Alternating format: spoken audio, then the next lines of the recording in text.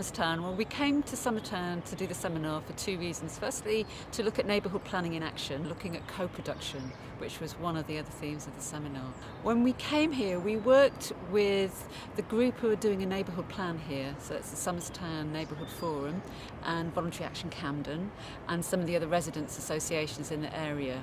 So we heard from them about what it's like living here, but also why they're doing a neighbourhood plan and what they were hoping to achieve from it. So if you look around, where I'm standing is in the playground in Purchase Park.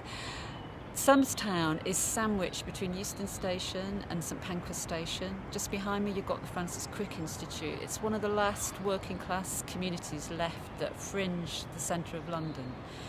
And they're doing a neighbourhood plan because they want to stay here.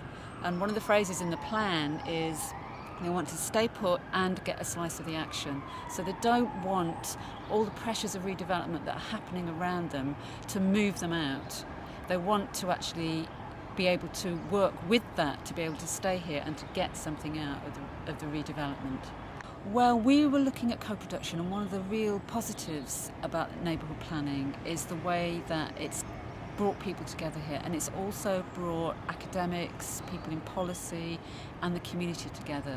So they've done some really innovative things here. They've had seminars on things like viability, on the housing crisis in London.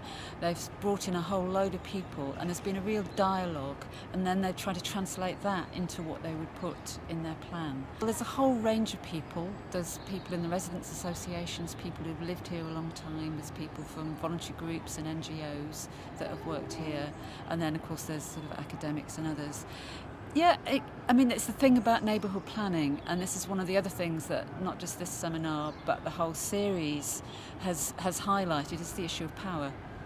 Who's got the power to get their vision for what they want to see happen here actually built on the ground?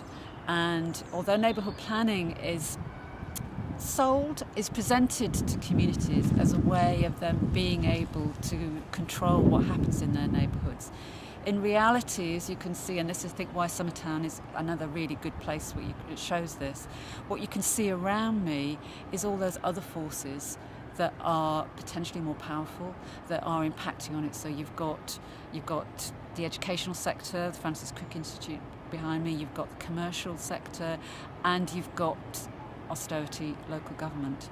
And so that promise of power and influence that neighbourhood planning set out isn't actually realisable everywhere, and certainly not here. A whole range of intentions, and again that's some of the things we've discussed in the seminar series. There's a lot of different hopes out of things like neighbourhood planning. For the government and for others, it's about unblocking development. It's about getting communities to sign up for development because it's the sort of development they want to see. For other communities, it might be a way of stopping that development. For other communities, it's actually about asserting some different purposes of what planning is about. It's about community-based issues, it's about involving local people, it's about reasserting the social purposes of planning as well.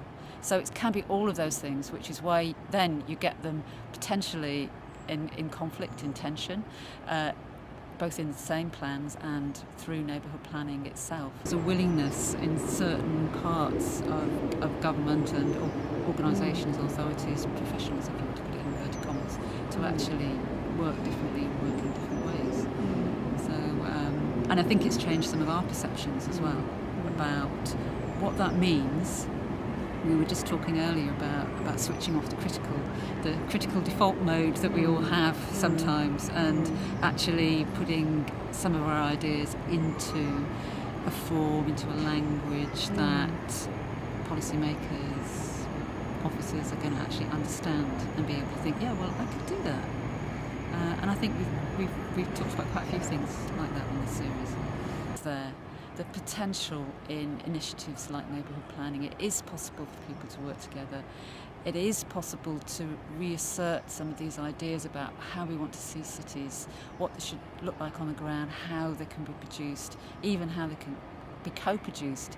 I think it's also shown that can be quite a long journey, and that we're certainly not there yet, and things like here in Somerstown shows some of the difficulties along that journey, but you know, we're going along it, and we're going along it in conjunction with a whole range of different people, different ideas, different interests, and where we'll get, who knows, but we'll get somewhere, and hopefully it'll be something that's more positive and more community led.